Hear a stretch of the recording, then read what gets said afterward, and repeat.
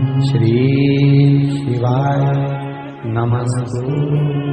गणेश जी की प्रियता है दुर्वा। क्या प्रियता है? दुर्वा। कितनी दुर्वा गणेश जी को समर्पित करी जाती है? मात्र 5। कितनी? आज के जमाने में लोग गट्ठा बनाकर चढ़ा दें, वो अपनी जगह पर है। 5 दुर्वा पंचम इंद्रियों को वश में करने के लिए और भगवान के 5 जो स्वरूप हैं उनको अपने भीतर उतारने के लिए पंच। और दुर्वा में भी 3 गांठ। जब दुर्वा समर्पित करी जाती है तो उसमें नीचे दुर्वा की डंडी पर गांठ होती है। 3 छोटी छोटी गांठें होना चाहिए। कितनी गांठ? जो भगवान को समर्पित करी जाती है। जिसके घर में संपदा की कमी पड़ती हो, बीमारियां ज्यादा फैल रही हो, बहुत कष्ट हो महाराज, बहुत ज्यादा दुखी हो महाराज, कोई काम नहीं बन रहा, बहुत तकलीफ में हो, तो शमी पत्र, शमी की पत्ती, जहां गणेश जी का स्थान है वहां पर 5 शमी पत्र 5 समर्पित करें और शंकर जी के ऊपर 3 शमी पत्र समर्पित करें। बहुत ध्यान देना, 5 शमी पत्र जहां गणेश जी का स्थान है शिवलिंग में वहां समर्पित करें, 3 शमी पत्र शिवलिंग के ऊपर समर्पित करें। 1 शमी पत्र शंकर जी की चौखट पर लेफ्ट भाग में, जाते समय आपका उल्टा हाथ, जब मंदिर से निकलो तो उल्टे हाथ पर लेफ्ट भाग में शंकर जी की चौखट पर समर्पित करें 1 शमी पत्र। और महाराज घी का दिया जहां लेफ्ट भाग में आपने शमी पत्र रखा है, मंदिर में ना दिया लगाकर बाहर की ओर जहां शमी पत्र रखा है उसके ठीक साइड में एक घी का दिया लगा दीजिए। केवल गणेश चतुर्थी से लेकर अनंत चतुर्दशी तक गणेश पुराण कहती है भगवान गणेश जी का, मोर ध्वज का, मयूर ध्वज गणेश का नाम लेकर जो ये दीप शमी पत्र चढ़ा देता है उसके घर से कभी रिद्धि सिद्धि नहीं जाती, वैभव प्रतिष्ठा नहीं जाती। कर देखो, गणेश जी महाराज और एक शंकर जी, ये 2 देवता ऐसे हैं जिन पे तुलसी नहीं चढ़ती। शंकर पर तुलसी चढ़ा दो तो व्यक्ति रोगीला होता चले जाता है, और गणेश जी को तुलसी चढ़ा दो तो व्यक्ति के घर का धन छिन्न हो जाता है। इसलिए गणेश जी के भोजन में तुलसी नहीं, क्योंकि वृंदा देवी ने भगवान शंकर के पुत्र विनायक को देखकर विवाह का प्रस्ताव रखा था, पर गणेश जी महाराज ने कह दिया और तुमने तुलसा भी डाली, तो दोष लगा कि नहीं लगा? अरे बोलो तो लगा? नहीं लगा। क्यों नहीं लगा? अगर थाली को अंदर से लेकर आए, पुष्टि मार्ग का नियम, जब ठाकुर जी के सामने 56 भोग, कुनवाड़ा, अन्नकूट लग जाता है, लगने के पहले उसको जब लेकर आते हैं रसोई घर से, भोजनशाला से, तो उसमें तुलसी डाल के नहीं लाते। अगर रसोई घर से भोजन में तुलसी डलकर अगर ठाकुर जी के सामने वो थाली रखी तो ये पक्का है वो थाली ठाकुर जी नहीं जीमेंगे, क्योंकि उसमें तुलसी रखी हुई आई है। हाँ, जब ठाकुर जी के सामने थाली रखा गई और तुमने थाली रखने के बाद में मंदिर के सामने बैठ के फिर तुलसी डाली तो ठाकुर जी उसको स्वीकार कर लेते हैं। क्यों? क्योंकि 33 करोड़ देवी देवता एक जगह पर विराजमान हैं। जब हम थाली रखते हैं प्रथम देव उस भाग को ग्रहण कर ले। जब तक तुलसी डालते हैं प्रथम देव अपनी दृष्टि हटा लेते हैं। समय होता है, एक टाइम होता है, एक पल होता है, एक घड़ी होती है कि गणेश जी महाराज हमारे घर में आ गए। गणेश जी की सबसे पहली जो आरती हो, उस आरती के समय पर अगर धूप बत्ती जलाई जाए या गोबरी को जलाकर उसमें गूगल छोड़ी जाए और गूगल छोड़ने के बाद गणेश जी का नाम ध्रुम वर्ण कह दिया जाए तो गणेश जी को तुम्हारे घर की पूजा स्वीकार करना पड़ती है। बस वो समय हम तो बस उतना जानते हैं कि शिव महापुराण में लिखा और मुद्गल पुराण में लिखा, गणेश पुराण में लिखा, गणेश जी का एक नाम होता है ध्रुम वर्ण। क्या नाम है? ध्रुम वर्ण गणेश जी का एक नाम होता है। जब हम धूप जलाकर और धूप लगाने के बाद में गणेश जी की सबसे पहली आरती करने के पहले अगर हम सबसे पहली आरती गणेश जी की कर रहे हो, अपने घर में स्थापना कर रहे हो, बिठा रहे हो, और तुम चाहते हो कि गणेश जी मेरे घर में आके मेरी पूजा को स्वीकार करें और जो मांगू मेरा गणेश मुझे दे 10 दिन के अंदर, तो पहला नाम लेकर पुकार लेना ध्रुम वर्ण विनायक, बैठो, बस काम हो गया। वो फिर ही होकर आता। सुंदर जोड़ी थी शंकर और पार्वती की, सही है कि गलत है? कभी नहीं झगड़ते। इसलिए पृथ्वी पर ना तो लक्ष्मी जी के व्रत हैं, ना ब्रह्माणी के व्रत, न इंद्राणी के व्रत है। अगर पूरी पृथ्वी पर सबसे ज्यादा व्रत किसके हैं? माता पार्वती। तीज का व्रत किसका? पार्वती का। चतुर्थी का व्रत किसका? पार्वती का। चौथ का व्रत किसका? पार्वती का। छठ का व्रत किसका? पार्वती का। जितने व्रत है सब माता पार्वती। गणेश जी मैया को प्रसन्न करने के लिए अष्ट रूप में धारण करते हैं। 8 रूप भगवान गणेश जी ने धारण। एक मयूरेश्वर गणेश, दूसरा सिद्धि विनायक, तीसरा बल्लालेश्वर, फिर वरद विनायक, फिर चिंतामणि, फिर गिरजात्मज, फिर भगवान गणेश विघ्नेश्वर अष्ट विनायक, फिर महागणपति। ऐसे गणेश जी के अष्ट नाम हुए। उस समय तिजोरी के अंदर जो गणेश की प्रतिमा रखी जाती है किस नाम से? तिजोरी में हम जो गणेश की प्रतिमा रखते हैं वो वरद विनायक के नाम से रखते हैं। कौन सा गणेश? वरद। वरद विनायक के नाम से तिजोरी में गणेश रखा। और वरद विनायक के नाम से गणेश जी तिजोरी में रखाते हैं। आपको कथा में कहा था, घर में सीधी सूंड का गणेश और व्यापार व्यवसाय ऑफिस में उल्टी सूंड का गणेश होना। वरद विनायक को तिजोरी में। जब मकान का गृह प्रवेश होता है तो गणेश जी की पूजन जो दरवाजे पर करी जाती है उसे सिद्धि विनायक गणेश कहते हैं। कौन सा गणेश?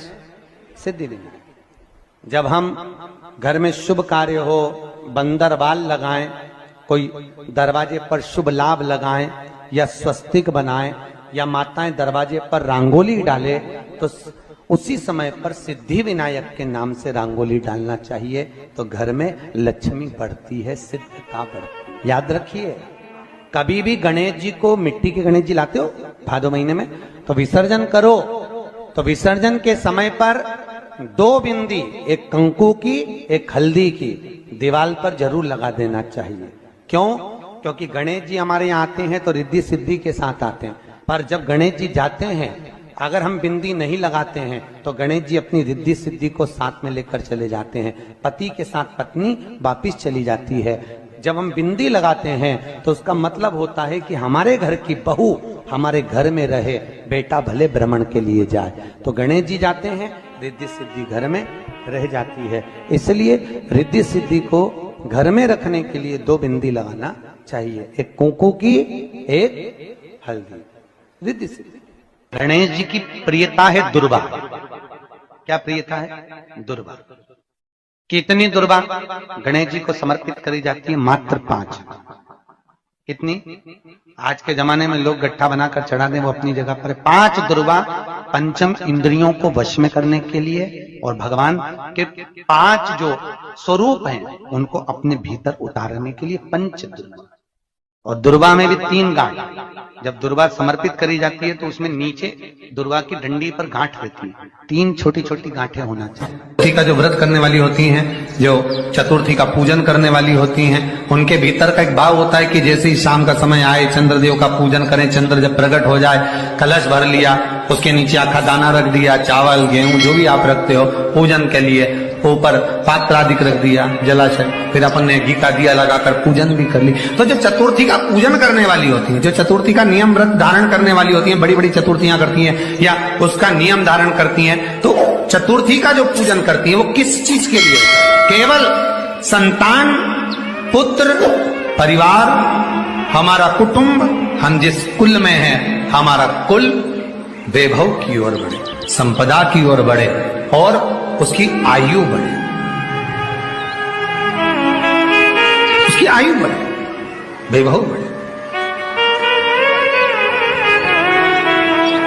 बहुत ध्यान दीजिएगा महाराज। चतुर्थी की पूजन में जो आप आखा दाना रखते हो, गेहूं वगैरह कुछ भी जो रखते हो, उसकी बड़ी महत्वता होती है महाराज। यहां तक कहा गया है, चतुर्थी की कथा तो आप लोग पढ़ते होंगे, जो लोग पढ़ते हैं उनको मालूम होगा। चतुर्थी की कथा में लिखा है,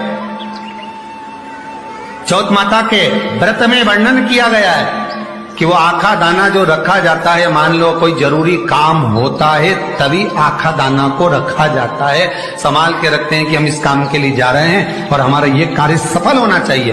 तो जिसने चतुर्थी का व्रत करा है, जिसने चंद्रदेव का पूजन करा, चतुर्थी का व्रत करा, वो गणेश जी से विनती करके वहां से 2-4 आखा दाना उठा ले, और जो व्यक्ति का काम अटक रहा है अपने ही घर का, पर दूसरे कुल को नहीं देना, अपने ही कुल के अंतर्गत जो काम अटक रहा है उसकी जेब में, उसके पल्लू में उस चीज को रख दिया जाए।